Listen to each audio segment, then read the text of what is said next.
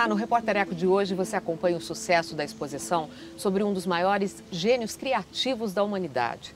Duas mulheres também contam a sua própria história e mostram que nunca é tarde para reinventar a vida. E ainda tem dicas para poupar energia e gasto com conta de luz. Com pequenas mudanças de atitude, como aproveitar a luz natural dentro de casa, é possível diminuir o consumo de eletricidade.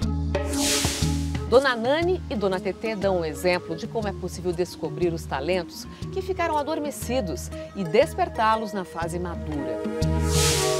E na Galeria de Arte do SESI em São Paulo, a mostra A Natureza da Invenção oferece uma oportunidade para conhecer a obra de Leonardo da Vinci.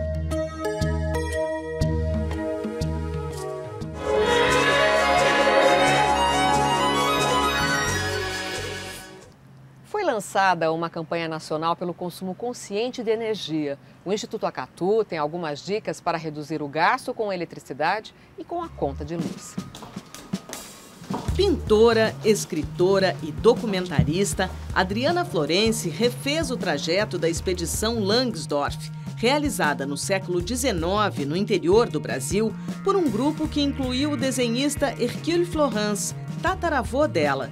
Com a experiência, refinou o olhar sobre a natureza e passou a tratar os recursos naturais com um cuidado ainda maior.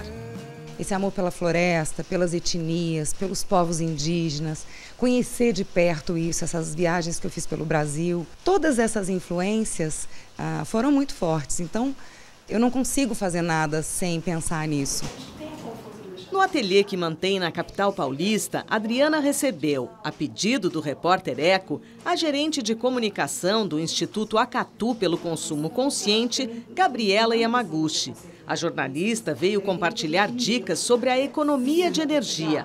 As luzes dos abajures só estavam acesas por conta do dia escuro, de muita chuva. Essa sua preocupação em aproveitar a luz natural já te ganha metade da economia que você conseguiria para cuidar desse ambiente. Mas também com a cortina que você escolheu para as janelas, mais claras, tecidos mais leves, deixam o ambiente mais leve, mas também aproveitam muito essa luz natural. Agora que as duas já se conheceram, a gente vai dar uma voltinha aqui pelo ateliê para mostrar como é que a Adriana usa as lâmpadas e os aparelhos eletroeletrônicos. Vale a pena acompanhar, porque vão sair dicas preciosas de como poupar energia e, portanto, recursos naturais e, nisso, poupar um dinheirinho também. Durante a reforma no imóvel, foram feitas aberturas até nos pisos para deixar entrar luz. Pintadas de branco, as paredes refletem a luminosidade. As lâmpadas incandescentes foram substituídas pelas fluorescentes, mais econômicas. Em breve, virão as de LED, mais caras, mas ainda mais eficientes energeticamente. Gabriela explica que é importante reduzir o consumo. Vai almoçar? Desligue o computador. O celular foi carregado em meia hora, não deixe uma noite inteira na tomada. Todos os aparelhos que não são utilizados com frequência devem ficar desplugados. A TV ligada como música ambiente, praticamente. Todo mundo conversando na sala ou fazendo outras coisas, a TV lá longe ligada. Não, desliga. O rádio, o microsystem, o aparelho de DVD, todos os aparelhos que você tem em casa e que você pode diminuir o consumo. Os vilões da cozinha, né? A geladeira e o micro-ondas. Se você abre e fecha a geladeira, você faz com que a geladeira puxe mais energia para resfriar. Então, concentrar em menos aberturas de geladeira ajuda. Quando a gente olha o micro-ondas, vamos planejar as refeições e parar de usar a função de descongelamento. Planeja um dia antes, descongela dentro da geladeira, porque até é mais adequado esse descongelamento e não usar durante 20, 30 minutos o micro-ondas na função de descongelamento que consome muita energia. O uso do ar-condicionado tem que ser de conforto do ambiente. Não tem que você ficar morando no Polo Norte, né, deixar um ambiente super frio constantemente. Para passar roupa, a gente tem 3 dicas que combinadas conseguem trazer uma super economia de energia e de tempo, que são você separar os tipos de roupas em tipos de tecidos e usar as temperaturas corretas, da menor temperatura para maior. Então, primeiro tecidos sintéticos, depois tecidos como algodão, como linho, que são mais difíceis de passar. A segunda coisa é concentrar. Uma vez por semana também ajuda você a aquecer o ferro somente uma vez. E a terceira dica é você aproveitar alguns tecidos e algumas peças de roupas que você não necessariamente precisa passar. Camiseta, pendura no cabide e seca no cabide. E você evita, então, você pode usar essa camiseta sem passar. Vamos tirar porque não está sendo usado. Qual é a palavra que a gente tem que parar para pensar em consumo consciente? É cuidar. Quando a gente cuida, a gente olha para o futuro.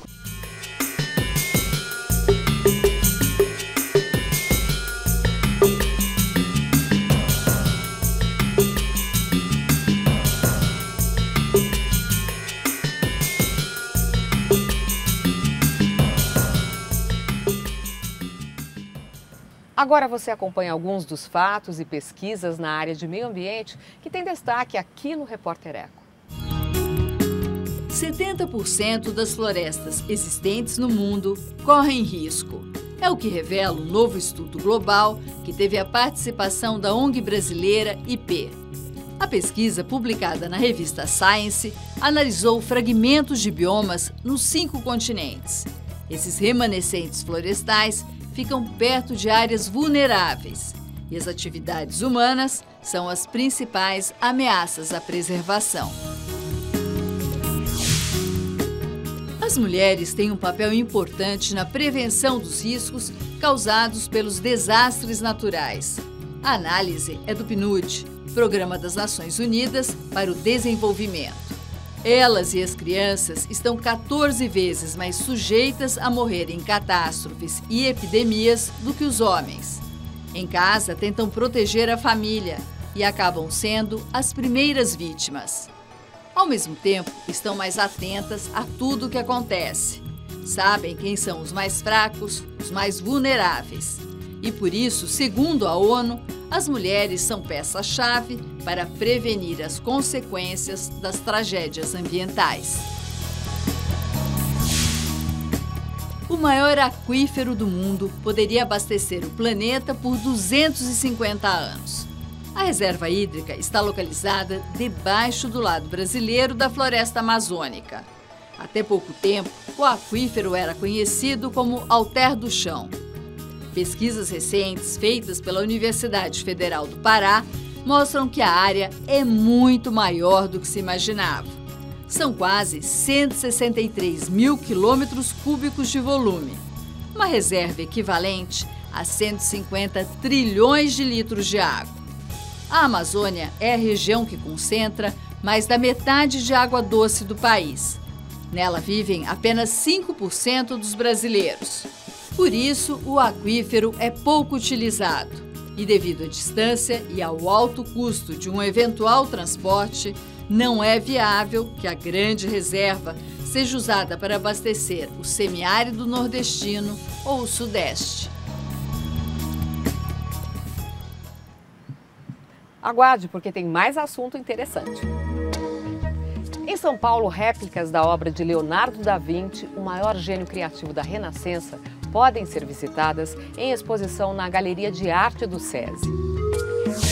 E a seguir, 2 mulheres mostram que nunca é tarde para reinventar a própria vida. O Repórter Eco volta daqui a pouco.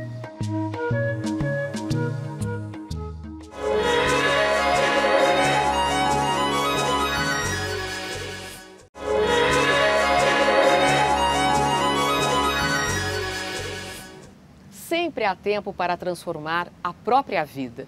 O exemplo vem de 2 mulheres. A dona Tetê aprendeu a ler e escrever aos 82 anos e descobriu o talento de artista. E a dona Nani, modelista, cria belas bolsas, aproveitando o tecido de guarda-chuva quebrado.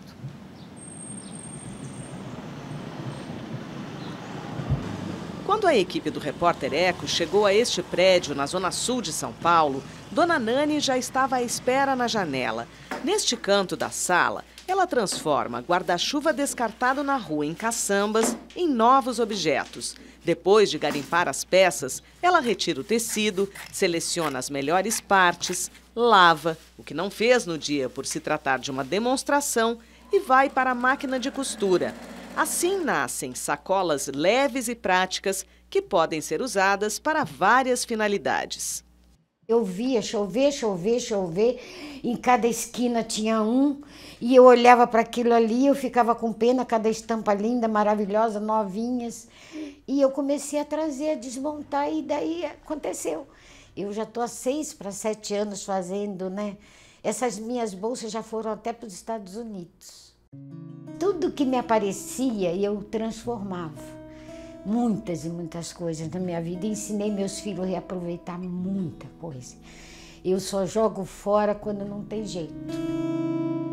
Nani é o apelido dado pela avó espanhola que não pronunciava bem o nome dela. Ana Ferreira da Costa, 75 anos, nasceu no Rio de Janeiro, mas vive em São Paulo. Modelista desde os anos 80, costurou para desfiles com modelos da terceira idade. Este vestido foi feito de coadores de café e outros de materiais recicláveis. Eu quero só deixar isso aqui melhor do que eu encontrei. Só isso. Se eu deixar melhor do que eu encontrei, eu estou feliz da vida, estou realizada. Eu estou vendo muito avanço, muita coisa, mas ainda falta muito, né? Gente que inventa uma nova maneira de fazer as coisas, impactando positivamente a própria vida e, eventualmente, o meio ambiente também, como a dona Nani.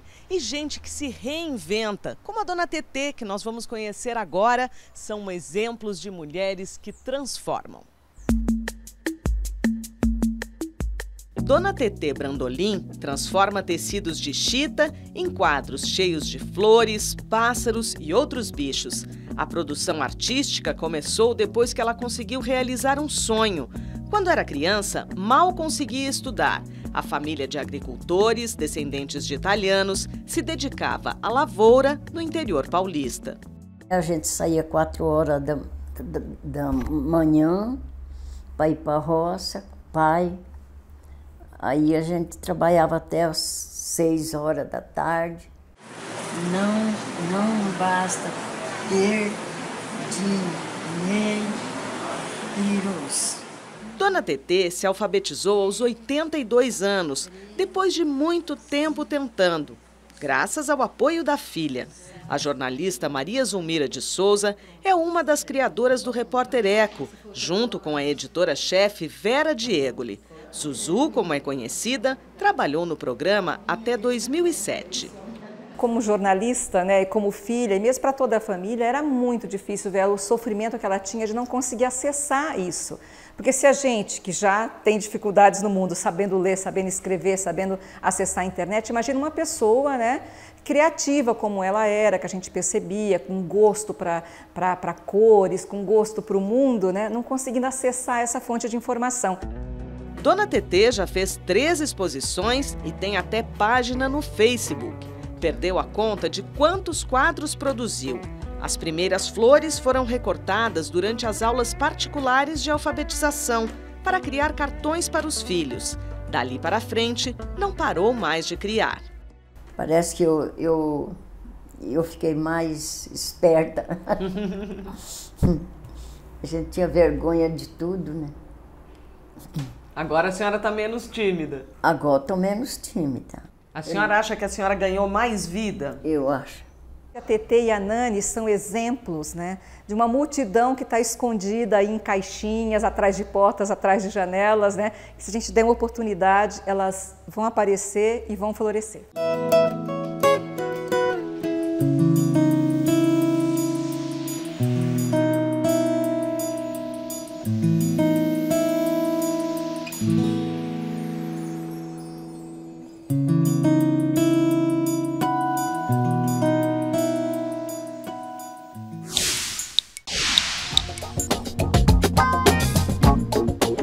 Em 2015, está completando 25 anos o nosso Código de Defesa do Consumidor. Muitos avanços aconteceram nesse quarto de século. Os consumidores estão muito mais conscientes dos seus direitos e parte deles luta para que eles sejam respeitados. Chegam até a recorrer à justiça. Mas ainda é preciso caminhar mais. Muitas empresas não cumprem o que oferecem em seus anúncios, seja na qualidade, seja no preço dos produtos anunciados. Outras dificultam muito a troca de produtos vendidos com defeitos e obrigam o comprador a recorrer ao PROCON ou à justiça. E muitos consumidores se conformam com o mau atendimento ou a má qualidade, sem ir ao processo de negociação ou chegar ao seu final. O Instituto Brasileiro de Defesa do Consumidor tem dito que houve um avanço importante, com muitas empresas fazendo até o recall, chamando os consumidores pelos jornais ou pela televisão para trocar o produto comprado ou partes dele quando há problemas. Ainda assim, é preciso ir mais adiante.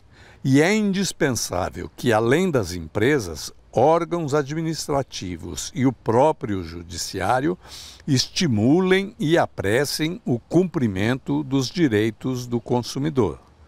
Os avanços nessa área serão um indicador de que, na prática, a democracia e os direitos do cidadão estão tendo um avanço importante.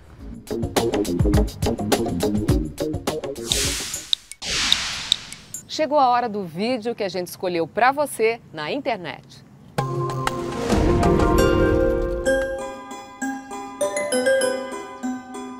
Um espetáculo da natureza abre a primavera no Japão.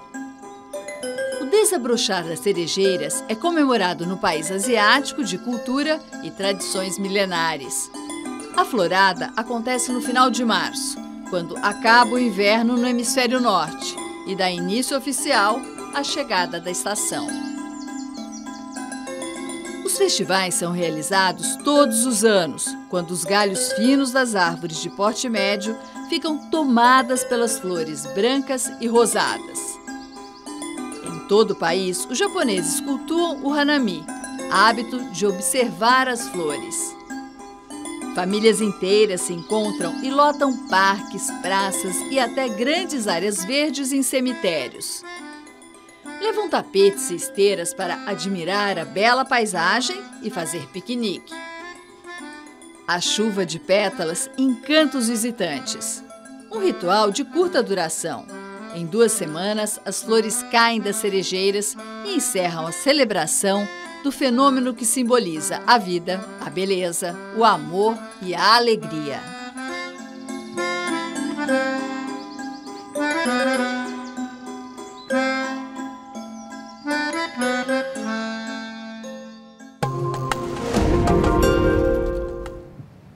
Você vai ver a seguir. Uma exposição em São Paulo revela o lado inventor do gênio Leonardo da Vinci. O Repórter Eco volta logo mais.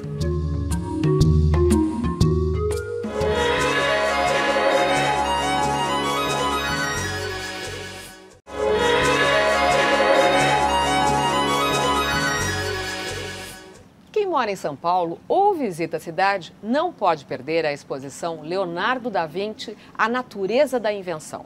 A mostra em cartaz na Galeria de Arte do SESI reúne réplicas de obras de um dos maiores gênios criativos da história.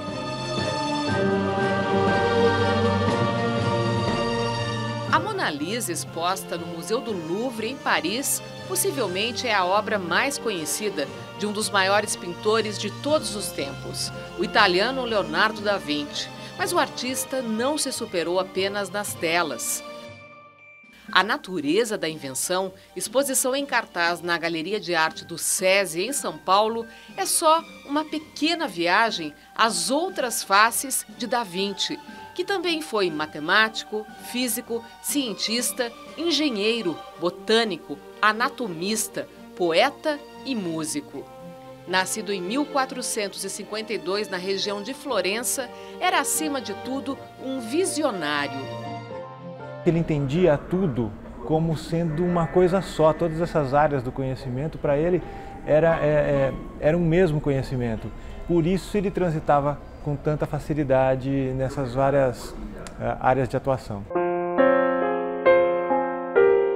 O desenho foi a principal ferramenta para retratar a visão que ele tinha do mundo. Um grupo de arquitetos, engenheiros civis, navais e aeronáuticos foi convidado para estudar os manuscritos, os desenhos originais de Leonardo da Vinci e construir, em 1952, essas maquetes. Era uma homenagem aos 500 anos de nascimento do artista. Aqui está o fruto da compreensão, da interpretação, do processo criativo de um inventor genial.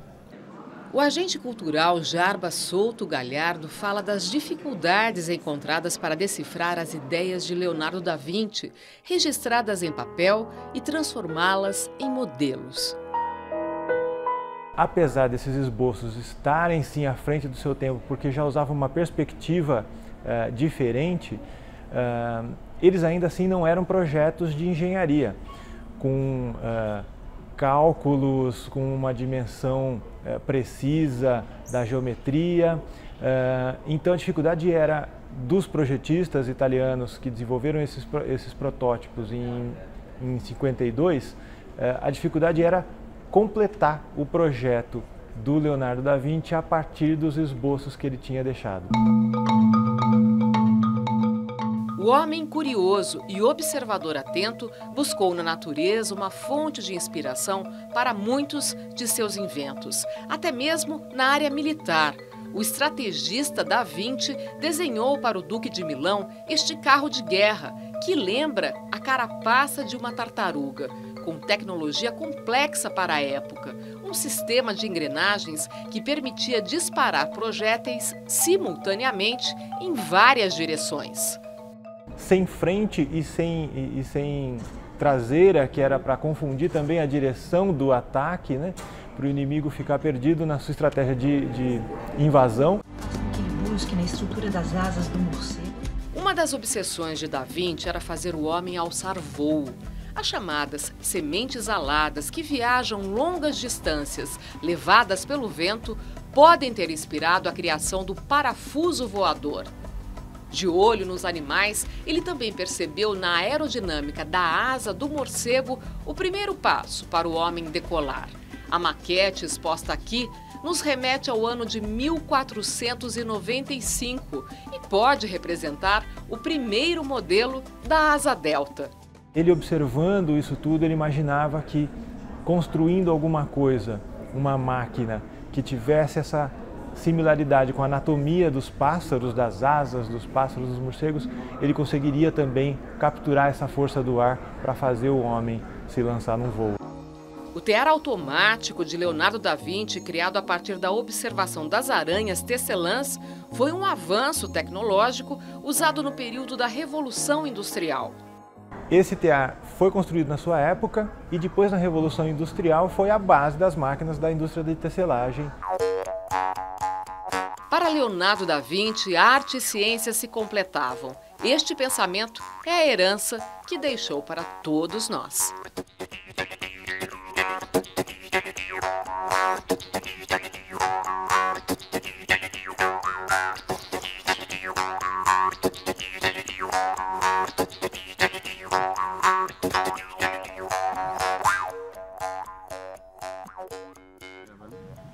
Se você quiser rever as reportagens, entre no nosso site, anote os endereços na internet, cmais.com.br/repórtereco. No Facebook é só curtir a página, facebook.com/repórtereco. E a gente encerra hoje com o pensamento do escritor, poeta e biólogo de Moçambique, Mia Couto. Ele é autor de vários livros premiados, entre eles Terra Sonâmbula. Perguntado sobre o que achava do futuro da leitura num mundo cada vez mais fascinado pela alta tecnologia, ele disse o seguinte: a tecnologia não é ameaça. O pior é a incapacidade dos jovens de produzir as suas próprias histórias. Repórter Eco, até o próximo programa.